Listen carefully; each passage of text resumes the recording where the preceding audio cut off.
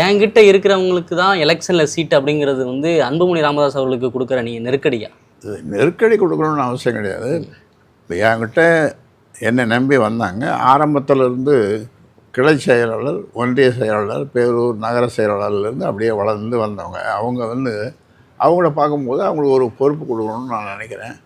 ஏன்னா இந்த பொறுப்போட, கட்சி பொறுப்போட இப்போ தேர்தல் வந்ததுன்னு சொன்னால் இப்போ சட்டமன்ற உறுப்பினர் கொடுப்போம். கூட்டணியில் வந்து ஒரு கூட்டணி மந்திரி சபைன்னு வருதுன்னு வச்சுங்க, அவங்களுக்கு அமைச்சர் ஆகிறதுக்கும் வாய்ப்பு உண்டு.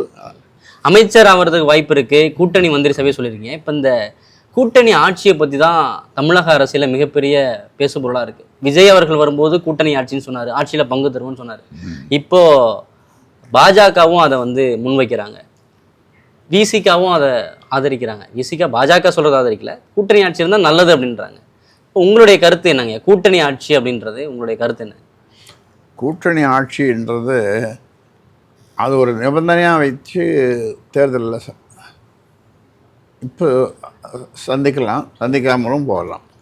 இது எல்லாமே வந்து பொதுக்குழுவில் முடிவு செய்ய வேண்டியது. பொதுக்குழு அங்கீகாரம் பண்ணணும்.